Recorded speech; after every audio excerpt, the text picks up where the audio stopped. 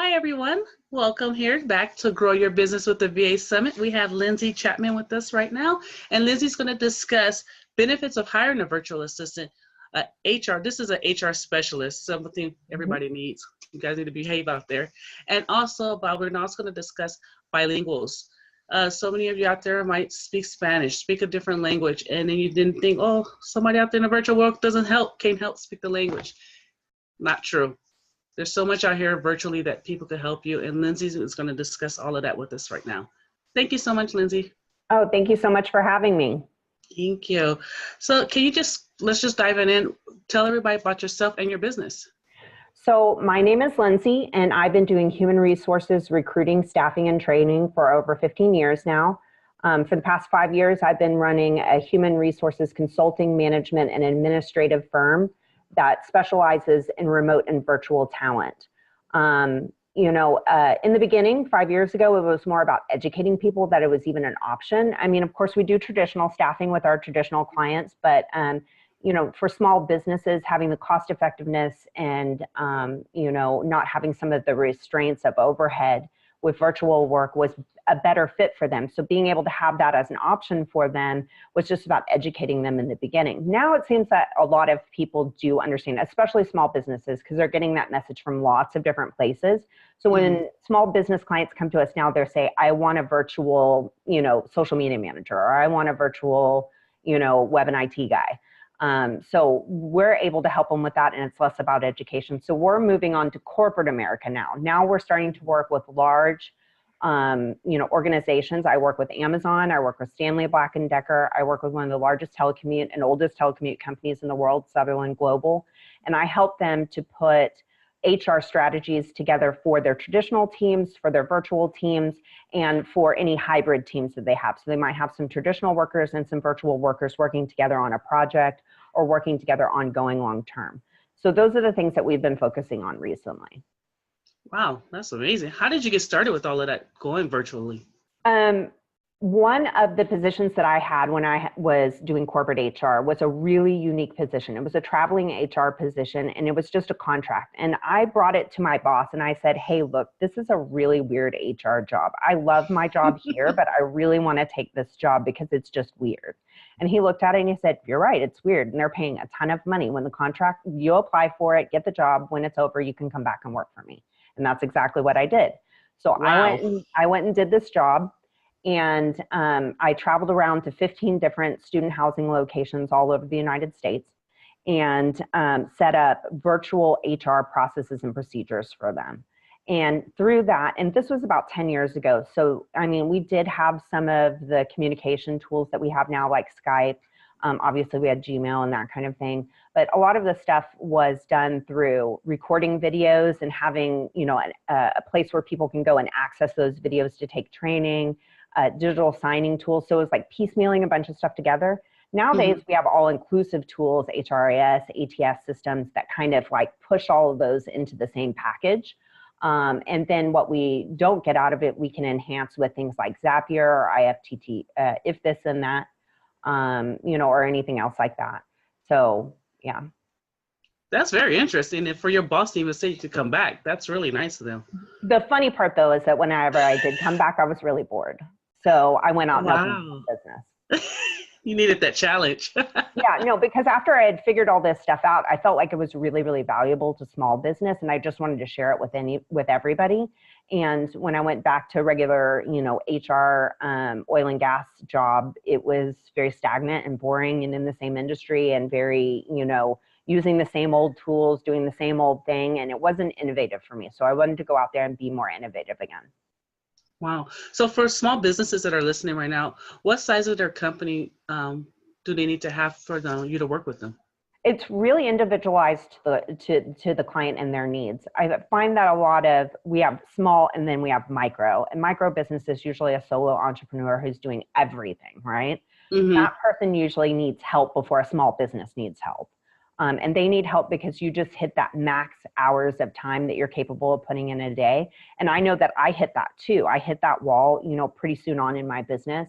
I'm not a social media expert. I'm not a web and IT expert. I'm not an accounting expert. So I hired for all those roles And I use those same people with my clients because those are things that are easy for them to get off of their plate. If you don't have the skills, you don't have the experience, it takes you too long to do it, you hate doing it, so you put it off forever, those are the things that you should be hiring for. Now, in a small business, they're typically, 5 to, 500 people. They're hiring people for projects. They want to push out this new system or this new tool, or they might be implementing a huge system like Salesforce that has a lot of implementation and a lot of customization. And they buy it and they're paying all this money for it, but they're not really using it because nobody's really done anything in it. And so we kind of take over those projects for them. Those projects range anywhere from 3 months to a year. And then we typically have a training component involved in it. And then we stay in touch with them to kind of tweak things as they start working in it more. Large businesses are actually looking to us to help them with process procedure and also review of their process and procedure. They also are using us to do the hiring. Actually, all businesses of all sizes are using us to recruit virtual workers because they have not had success. They might have hired 1 or 2 people and it didn't work out, or they just don't know where to find the people. So a lot of people come to us for that as well. Oh, so that's good. So what is your process like with for somebody who's looking for a virtual assistant? First, we have a discovery call. Every client gets a discovery call with us first because, like I said, every client is different. Their needs are different. Sometimes they'll come to us and they'll say, I need a sales virtual. And then after talking to them, they don't really need a sales virtual. They need more of a general admin, somebody that can take over the tiny little tasks that are eating up all of their time. So the discovery call helps us to determine what type of help they need and whether it's ongoing or project-based. Then we're able to do a scope of work for them that includes all the different things that we discussed, and they can pick and choose which things they want to do or if they want to do them all. And then if we have somebody within our agency, we try to utilize that person first. If all of our people are booked up or something that they're looking for has a very specific skill set that we don't have within our organization, then we go out and we recruit that role for you at no cost to the client, so that once we hire that person, that they can work through our agency or be hired directly with the client, and then they can start working with them going on forward from there. Wow. What is your recruitment process like? The recruitment process is very extensive and probably would take up a whole hour if I tried to explain it all to you. In fact, I put it up on a PowerPoint presentation one time, and so people could see my full recruiting process, and they were like, whoa, like it was like a giant octopus or an upside down tree. They didn't know how detailed it was. Yeah, there are a lot of moving parts to recruiting. And the simplest way that I can put it is that I've been doing recruiting for so long that there are parts about my recruiting that I can't even train somebody to do because it's almost like a sixth sense. So when somebody's mouth is telling me yes and their eyes are telling me no. But there are specific needs in recruiting a virtual hire that are very specific. You need to be testing their upload and download speed, so their internet speed. You need to know what their RAM is. You need to know how much storage they have on their computer. You need to know if they have the appropriate headset. You need to know their typing speed. You need to very, very, very, very well verify and background check these people. I, at my level, see people bait and switch on the regular. You think you're hiring one person and then a different person shows up for the interview. And then maybe even a different person shows up to actually do the work. And it turns out there's 3 or 4 people actually posing as this one person. That is not to build trust with a person. And I'm sure some of the people that watch the summit, that has occurred to them because it has happened to some of my clients as well. Also too, when we're talking about the nature of your work, I don't recommend any HR or accounting related stuff to be sent to somebody outside of the US.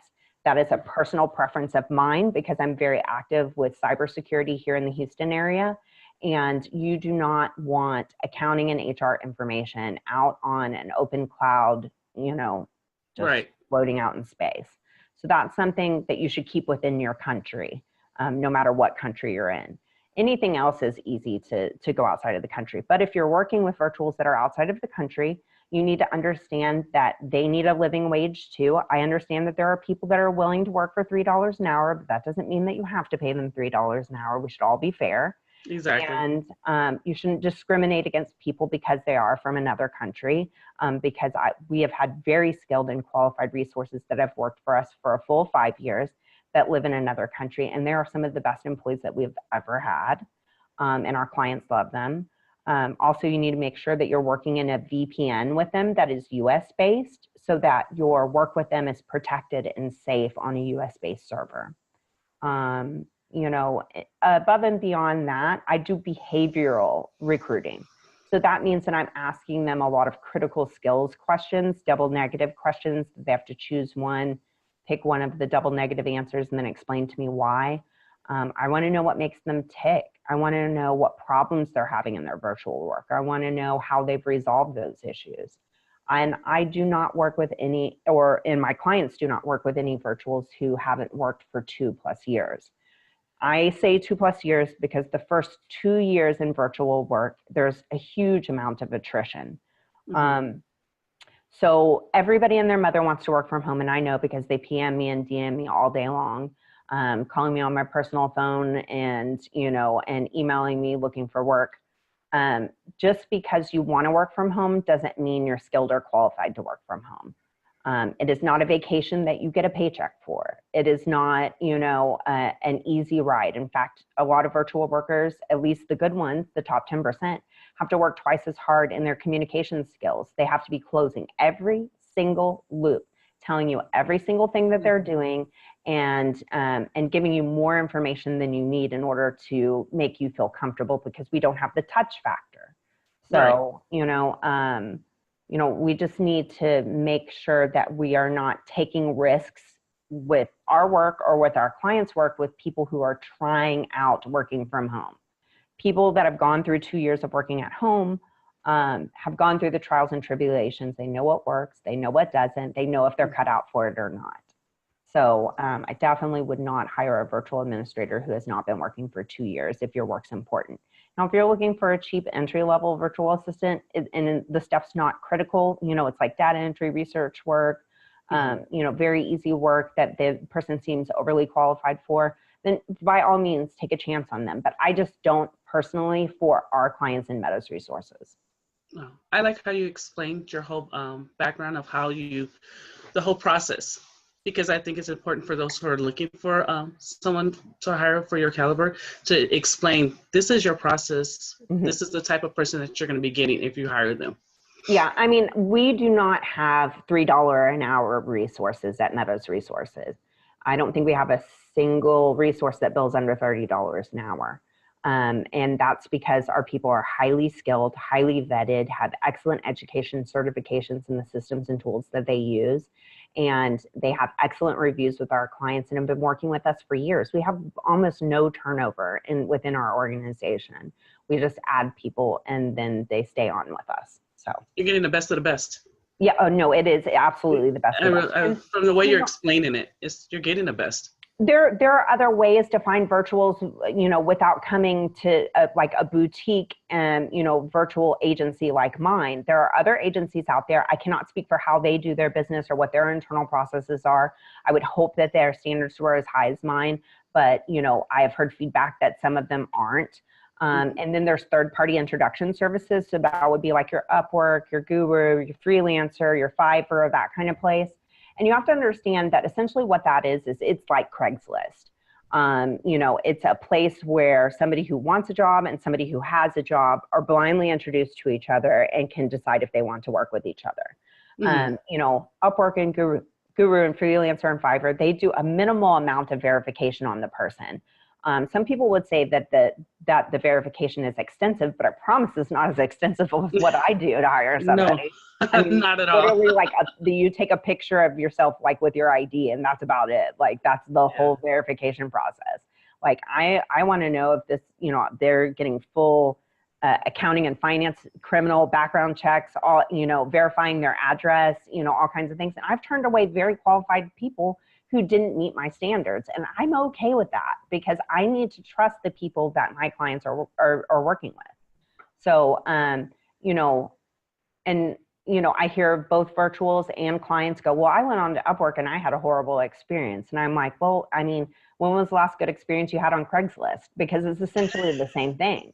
But at the same time, I do very well as an HR virtual on Upwork. I've made over $50,000 in the last year on Upwork. So I know people can make money on there. You just have to really scrutinize every single thing on there. And I know you can get good virtual workers on there because I've gotten good virtual workers on there. You just have to be very scrutinizing of every single thing of the people that you meet on there, because they could say that they're anybody can put that they have a skill on a resume. It doesn't mean they actually have it, so we need to verify every single thing that they say that they can do. Otherwise, you're going to waste time, money, effort, and then you're going to have to repeat it all over again. And that's really where the highest cost is associated with labor and recruiting, is having to repeat that process over and over and over again. And that's why people get discouraged. But if you seek out the help of a qualified professional, if you have somebody who that's their wheelhouse, recruiting, onboarding, and managing virtuals, then you'll have so much more success. Yeah, you really will. You just need to be patient with it and do the proper process. You really will. So let's talk about the bilingual factor, because there are so many people who deal with people from other countries, or who speak to certain people who just speak a certain language, maybe just Spanish or another language. How does your business handle bilinguals? So, I live in Texas. So in Texas, we have a huge bilingual market for businesses, but also for resources as well. And I think that you would find very similar situations in Southern California, in Arizona, New Mexico, any of the southern states. You're going to find that even Florida has big bilingual markets. So there is a big push down here in the South for having bilingual resources. We actually have an HR business partner in Latin America who helps us with virtuals that work bilingually. And they go through the same verification process that everyone else does. But we use those for our clients who have that need. Even if your business isn't necessarily a bilingual business, doesn't mean that you couldn't benefit from a bilingual resource. If your client base is in a bilingual region, then you could benefit from having a bilingual resource. And that doesn't just include Spanish to English. This could be Urdu to English. It could be, Chinese to English. It could be, any other foreign language that you might need. If you find that you have a client base in a specific area, it'd probably be a good idea to have somebody that is fluent, verbal, and written in that language, at least somewhere on your team, so that you can address that issue when it comes up. Some of the issues that we have noticed in launching the HR Business Partner Latin America is that there is a cultural difference in the Latin American countries than there are in other countries who have really come up to speed. You really need to think about 10 years ago, India, Pakistan was considered a third world country with not very much infrastructure.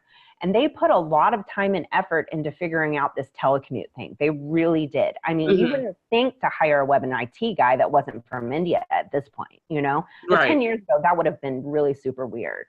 Well, Latin America didn't catch on to that. So they're just now catching on to that, because culturally, to do your work from home is frowned upon. Women stay at home to take care of kids and cook and clean. You don't take your work to home to do it. That's crazy. So we're trying to overcome some of that stigma. I think you'll also find that I really like Jamaican resources. They're really great for my clients that are in the travel industry. And I say that because they have a vacation-y voice, a vacation-y accent. They're really great at it too. Yeah, it's true. And people just love them. People love talking on the phone with them. They do excellent at sales. They are actually in Eastern Standard Time. So they're in an American time zone. And they have typically received higher levels of traditional education and are excellent at administrative tasks, and very reasonable in price for being so close to the United States and being in the same time zone, which I really like. I wish more clients used Jamaican resources. Some of their infrastructure is still sketchy in Jamaica. We do have what we call technology holidays, and technology holidays is when like AWS web server goes down for a day, like nobody can work, or in Jamaica when there's a hurricane or something like that coming through, then there might not be any internet for a week. So, Wow. that's something that you have to consider when you're working with international resources or virtual resources in general. Not last year, but the year before, the whole Gulf Coast region was affected by 3 different hurricanes during the hurricane season. That affected both our resources and our clients in the general Gulf Coast region. And we were able to stay up and operational, but people were affected by that. So you got to think about that when you're working with virtual workers as well. Is their infrastructure sounding good? Are there going to be occasional times when you're going to have to just admit that they're not going to be able to do work because of some kind of natural disaster or infrastructure issue or, something like that. So that's something to keep in mind as well. Wow. That's a lot. But I like the part about the Jamaicans, because if you do have somebody with that accent, you just want to stay on the phone with them. It's true, you It's do, so and you'll buy true. whatever they're selling. You'll buy whatever they're selling. Exactly. It's so true. What is your onboarding process like when you bring on a client? So with a client, I think the most important thing for me is that I need to understand where they're at in their business. They absolutely have to have a discovery call with me. I'm not doing business with somebody that won't have a discovery call. I'm actually at kind of an advantage because I'm interviewing them just like I would interview a resource. I Mm, need to know that they're financially stable. I need to know that they're willing to commit to the ongoing hours or project hours that are necessary in order to do the job effectively. We do not work with any clients who have any sense of urgency. As you can imagine, in HR, a lot of times it's an afterthought. So, people were willing to have a discovery call with me, but thought that we were too expensive or it wasn't necessary. And then they get some kind of legal action in the mail or something like mm. that. And then they want to work with me. And I'm like, so sorry, you need to call a labor attorney at this point because Yeah, I can't you're help in you. trouble. Yeah, you're in trouble now. I can't help you. I prevent things from happening, but I don't turn back time and make things not happen that happened in the past. Mhm. So I do not work with clients that have urgent issues, and that includes on the staffing end as well as on the HR end. I want to know that the clients are, nice, that they are Mhm. not going to be abusive to me or to my resources, because sometimes, and I think we've all had one before, you could admit that there are some overbearing Mm. clients who don't understand Yes. business boundaries. And, we in 2018 and will continue into 2019 told no to more clients than we told yes to. And that's because we're at a point where we could be picky and choosy with our clients. I don't want to work for people who have trust issues. I don't want to work for people who have business boundary issues, because it just ends up being a problem no matter what we do to try to solve it. Um, Also, they go through an onboarding process just like a resource would.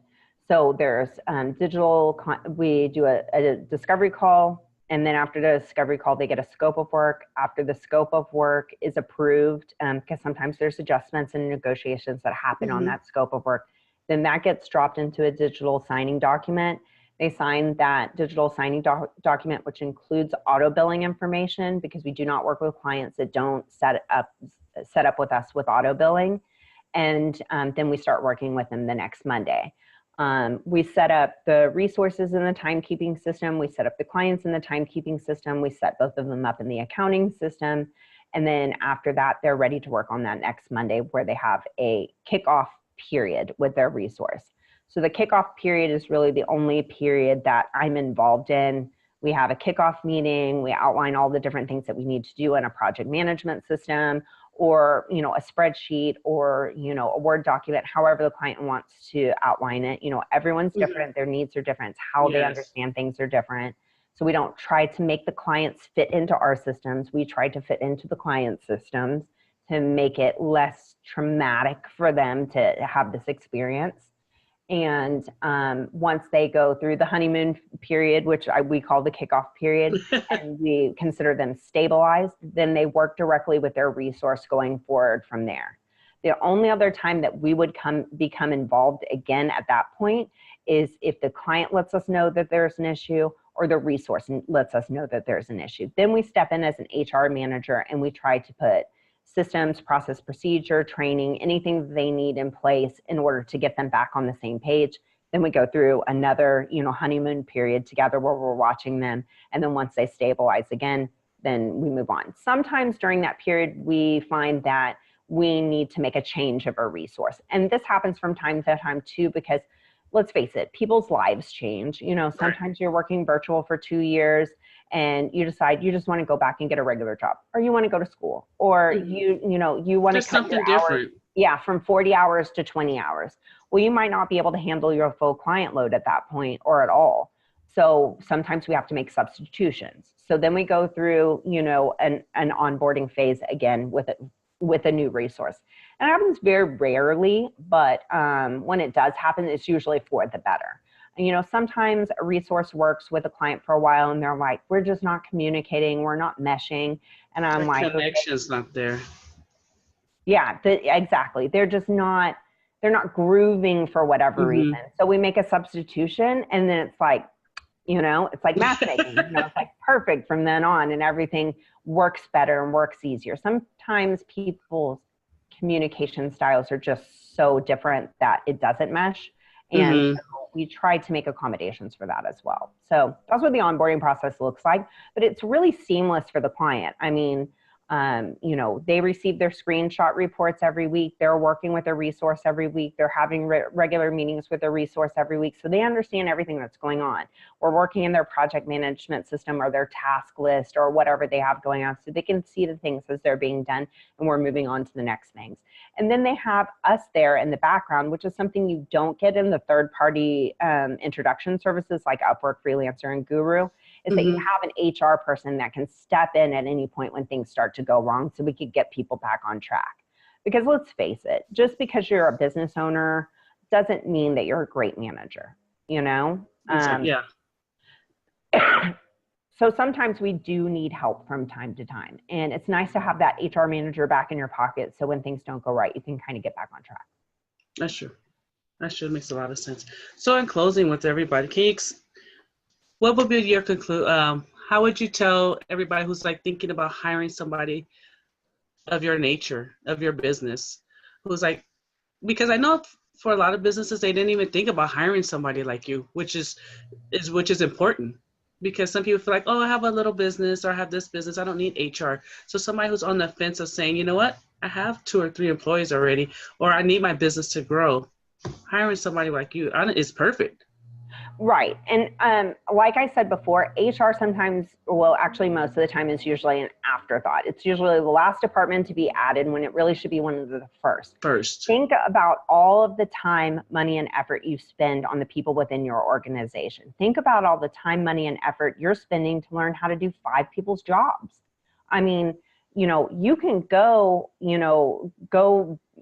hire a guru to learn how to do social media and pay $5,000 to go through their course. It doesn't make you a social media manager expert when you come out on the other side of it. You could have taken that $5,000. You could have spent $1,000 of that on recruiting the right person by hiring a professional recruiter. And then after that, spent that other $4,000 on actually paying that social media manager. You probably would be 6 months ahead on all of your work, and you'd be performing at the highest possible level from the get-go for the same price. So, it's a give and a take. We can't be the masters of all things. I hear a lot of people do their own accounting. I am not a numbers person. So whenever I opened my business, accounting was the first thing I hired for. HR should be the second. You wouldn't do your own CPA work, so you shouldn't be doing your own HR work unless you run an HR business. Right. Makes so much sense. Thank you, Lindsay, so much for being a part of my summit. I learned so much from you. I hope everybody out there listening has learned so much from Lindsay about hiring, the right hiring process. HR first. Yes. HR first. It's almost like in the corporate world. Who do you talk to first before you get hired? HR. HR. Yeah, it's something that works in corporate America that works all the way down to micro businesses as well. I appreciate your time, and I thank everybody for coming. And if you have any questions, please feel free to contact me. Yes, and You'll see Lindsay's information on the website, your emails, Facebook. You're going to see it all there. And I thank you again, Lindsay, so much. Everybody, thank you again for watching Grow Your Business with the VA Summit with Lindsay Chapman. Thank you, guys. Bye.